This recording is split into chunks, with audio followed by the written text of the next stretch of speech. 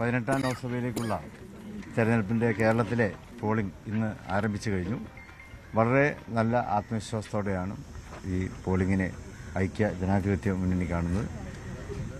ലോക്സഭയിലേക്കുള്ള 20 സീറ്റുകളിലും ഐക്യ ജനാധിപത്യ മുന്നണി വ്യക്തമായ ഭൂരിപക്ഷത്തോടെ തന്നെ വിജയിക്കും എന്നുള്ളത് തന്നെയാണ് ഞങ്ങളുടെയൊക്കെ പ്രതീക്ഷ. ജനങ്ങൾ അത്രമാത്രം ഈ ഇലക്ഷനെ കാത്തിരിക്കുകയാണ്. രാജ്യത്തൊരു ഭരണമാറ്റം അത് അനിവാര്യമാണ്.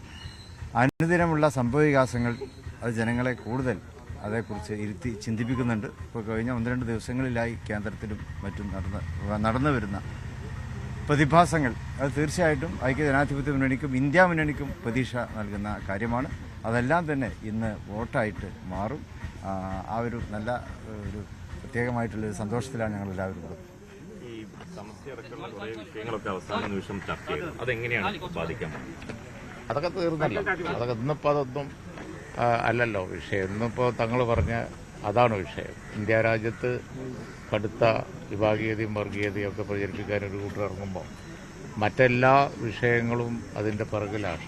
അപ്പോൾ കോൺഗ്രസിനെ പോലെയുള്ള ഇന്ത്യ മുന്നണിയെ പോലെയുള്ള കക്ഷികൾ അധികാരത്തിൽ വരാതിരുന്നാലുള്ള അപകടം കൂടുതൽ അതുകൊണ്ട് ഞങ്ങളൊരു പ്രത്യേക അഭിപ്രായം പറയുന്നത് ശരിയാണ് എന്ന് എനിക്കറിയാം. എങ്കിലും ജനാധിപത്യവും മതേതരത്വവും എന്ന താല്പര്യം സംരക്ഷിക്കണം എന്ന് ഉള്ള ഒരഭിപ്രായമുണ്ട്. ഈ സംസ്ഥാന സർക്കാരിനെതിരെയൊക്കെ നേരത്തെ വലിയ ജനവികാരം ഉണ്ടായിരുന്നു. അത് ഈ തെരഞ്ഞെടുപ്പിൽ പ്രതിഫലിക്കുമെന്ന് കരുതുന്നു. അത് ഞാൻ അതിനെപ്പറ്റി ഒരു കമന്റുമില്ല. ഇതിപ്പോൾ പറഞ്ഞല്ല അത് ശരിയാവില്ല. രാഷ്ട്രീയവും പറയുന്നില്ല. അല്ല, ദേശീയ രാഷ്ട്രീയമായിരിക്കുമോ ഈ തെരഞ്ഞെടുപ്പിൽ ചർച്ചയാവുക? അതോ രണ്ടും ചർച്ചയാകും. സാർ, ഈ മതേതരത്വം ചൂണ്ടിക്കാണിക്കുമ്പോൾ സ്വാഭാവികമായിട്ട് അവിടെ പ്രതികൂട്ടിലാകുന്നത് BJP അല്ലെങ്കിൽ കേന്ദ്ര സർക്കാരോ ആണ്. അങ്ങനെ ഒരു ഇതുണ്ടോ? പ്രതികൂട്ടിലാകുന്ന എങ്ങനെയാണ്? മതേതരത്വം എന്ന് പറഞ്ഞാൽ CPM പറയുന്നില്ല, കോൺഗ്രസ് പറയുന്നില്ല.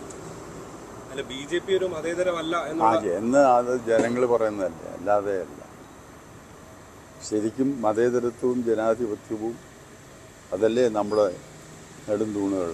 BJPക്കെതിരെ എന്ന് പറയാൻ പറ്റില്ല. മതേതരത്വം എന്നുള്ള വാക്കുകൊണ്ട് താങ്കൾ അങ്ങനെ ഇല്ല, ഞാൻ അങ്ങനെ ഉദ്ദേശിച്ചിട്ടില്ല. BJPക്കെതിരെയെന്നോ ഏതെങ്കിലും ഒരു പാർട്ടിക്കെതിരെയെന്നോ ഞാൻ ഉദ്ദേശിച്ചിട്ടില്ല. ഞാൻ ആ ഇതും ഈ രാജ്യത്തിൻ്റെ നിലനിൽപ്പിന് ആവശ്യമാണ്. ജനാധിപത്യം സംരക്ഷിക്കേണ്ടത് ആവശ്യമാണ്, മതേതരത്വം സംരക്ഷിക്കേണ്ടത് ആവശ്യമാണ് എന്ന് ഉള്ള അർത്ഥത്തിൽ പറഞ്ഞത്. ഏതെങ്കിലും ഒരു പാർട്ടിയെ ഉദ്ദേശിച്ച് പറഞ്ഞതല്ല. കേരളത്തിൽ എന്തെങ്കിലും ഒരു മാറ്റം ഈ തെരഞ്ഞെടുപ്പ് പുതുതായി ഉണ്ടാവും സാർ? ഈ BJP ഒക്കെ കൂടുതൽ സീറ്റുകൾക്ക് വേണ്ടി വലിയ ശ്രമം നടത്തി. ഇന്നലെ സുരേഷ് ഗോപി തന്നെ അങ്ങേ കണ്ട് വരികയൊക്കെ ചെയ്തിരുന്നു. അതെല്ലാവരും വന്ന് കണ്ടിട്ട് ഞാൻ എൻ്റെ അഭിപ്രായം ഇതേ പറഞ്ഞോളൂ. സമദൂരമാണ് ഞങ്ങൾക്ക്. ഇഷ്ടമുള്ളവർക്ക് ഞങ്ങളുടെ ആളുകൾക്ക് വോട്ട് ചെയ്യാം. അവർ കാര്യങ്ങൾ തിരിച്ചറിയാൻ കഴിവുള്ള ആളുകളാണ്. ആളുകളെ നോക്കി വേണ്ടപ്പെട്ടെന്ന് പറഞ്ഞാൽ രാജ്യത്തിന് ഗുണകരമായ ആളുകളെ അവർക്ക് ഇഷ്ടമനുസരിച്ച് ജയിപ്പിക്കാൻ വോട്ട് ചെയ്യാൻ ഉള്ള ഒരു ആഹ്വാനമാണ് NSS. അത് രേഖാമൂലമല്ല, മാധ്യമങ്ങളിലൂടെ അറിയിച്ചിരിക്കുന്നത്.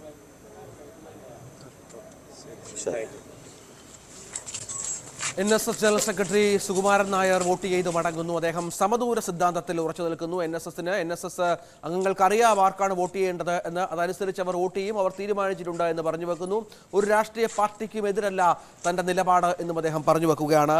പ്രധാനമായും VD സതീശൻ പറഞ്ഞത് 4 കാര്യങ്ങളാണ്. ഒന്ന്, 2020 അടിക്കും ഇത്തവണ കേരളത്തിൽ എന്നുള്ളതാണ് പ്രധാനപ്പെട്ട കാര്യം. ഇത്തവണ ലോക്സഭാ തെരഞ്ഞെടുപ്പിന്റെ അജണ്ട നിശ്ചയിച്ചത് UDF ആണ്. ആ അജണ്ടയ്ക്കൊപ്പമാണ് മറ്റ് രാഷ്ട്രീയ പാർട്ടികൾ വന്നത് എന്നും സതീശൻ ആത്മവിശ്വാസത്തോടുകൂടി പറയുന്നു. മറ്റൊന്ന്, ഇന്നലെ ഉണ്ടായ EP ജയരാജനുമായി ബന്ധപ്പെട്ട വിവാദമാണ്. തങ്ങൾക്കെതിരെ പറഞ്ഞ പല കാര്യങ്ങളും ഇപ്പോൾ തിരിച്ചടിച്ചത് കണ്ടില്ലേ എന്ന് സതീശൻ ചോദിച്ചു വെക്കുന്ന പശ്ചാത്തലമുണ്ട്. ഒപ്പം തൃശ്ശൂരിലടക്കം LDFും BJPയും തമ്മിൽ ധാരണയുണ്ട് എന്ന ആരോപണവും സതീശൻ ഉന്നയിക്കുന്നു. അങ്ങനെ പ്രധാനപ്പെട്ട രാഷ്ട്രീയ സാമുദായിക നേതാക്കൾ രാവിലെ വോട്ട് രേഖപ്പെടുത്തി മടങ്ങുന്ന ദൃശ്യങ്ങളാണ് പ്രേക്ഷകർ കാണുന്നത്. VD സതീശനെത്തി വോട്ട് ചെയ്തു. ഒപ്പം തോമസ് ഐസക്ക് പത്തനംതിട്ടയിലെ LDF സ്ഥാനാർത്ഥി വോട്ട് ചെയ്തു കഴിഞ്ഞു. ഇതിനകം ഹൈദരലി ശിഹാബ് തങ്ങൾ വോട്ട് ചെയ്തു. PK കുഞ്ഞാലിക്കുട്ടി വോട്ട് ചെയ്ത് മടങ്ങി. മാധ്യമങ്ങളെ കണ്ടിരുന്നു. UDF ജയിക്കും 20 സീറ്റുകളിലും എന്ന ആത്മവിശ്വാസം അദ്ദേഹം പങ്കുവച്ചു. സുരേഷ് ഗോപി BJP സ്ഥാനാർത്ഥി തൃശ്ശൂരിലെ അദ്ദേഹം വോട്ട് ചെയ്ത് മടങ്ങുന്നു. അങ്ങനെ പ്രധാനപ്പെട്ട സ്ഥാനാർത്ഥികൾ എല്ലാം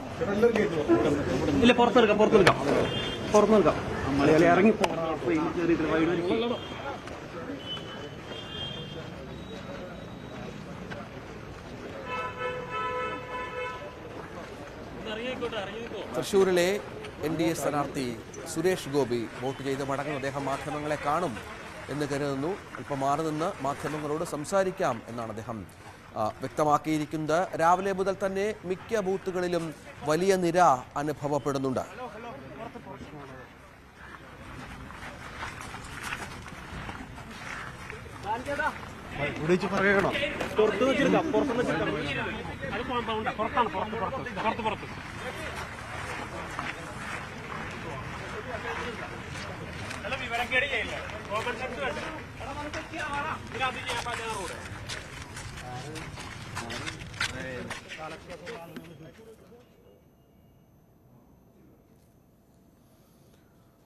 സംസ്ഥാനത്ത് പോളിംഗ് ആരംഭിച്ച് ഏതാണ്ട് 15 മിനിറ്റ് പിന്നിടുന്നു. 15 മിനിറ്റ് കഴിഞ്ഞു പോളിംഗ് ആരംഭിച്ചിട്ട്. ഇതിനകം എവിടെയും അത്തരത്തിൽ കാര്യമായ പ്രശ്നങ്ങൾ റിപ്പോർട്ട് ചെയ്യപ്പെട്ടില്ല. രാവിലെ മോക്ക് പോളിംഗ് സമയത്ത് 3 ജില്ലകളിലെ ചില ബൂത്തുകളിൽ മാത്രമാണ് ചില യന്ത്ര തകരാറുകൾ ആ തരത്തിൽ പറഞ്ഞു വെച്ചത്. അല്ലാതെ അതും പരിഹരിച്ച് ഇപ്പോൾ പോളിംഗ് സുഗമമായി പുരോഗമിക്കുന്നു എന്നുള്ളതാണ്. നമുക്ക് ദൃശ്യങ്ങൾ കാണുന്ന നീണ്ട നിരയാണ് വോട്ടർമാരെ. മിക്ക മണ്ഡലങ്ങളിലും മിക്ക ബൂത്തുകളിലും വോട്ടർമാരുടെ നീണ്ട നിര ദൃശ്യങ്ങളിൽ കാണാം. രാവിലെ തന്നെ പോളിംഗ് സ്റ്റേഷനുകളിലെത്തി തങ്ങളുടെ അവകാശം വിനിയോഗിച്ച് മടങ്ങാനുള്ള ഒരുക്കത്തിലാണ് വോട്ടർമാർ. കാരണം ഉച്ചയ്ക്ക് ശേഷമൊക്കെ കാലാവസ്ഥയുമായി ബന്ധപ്പെട്ട എന്തെങ്കിലും പ്രശ്നങ്ങൾ ഉണ്ടായാൽ വോട്ടിംഗ് നടക്കാത്ത ഒരു സ്ഥിതിയിലേക്ക് കാര്യങ്ങൾ എത്തും. അതുകൊണ്ട് തന്നെ രാവിലെ വന്ന് കാര്യങ്ങൾ സുഗമമായി നടത്തി മടങ്ങാനുള്ള ശ്രമത്തിലാണ് വോട്ടർമാർ എന്നുള്ളതാണ്. നമുക്കറിയാം ഇന്ന്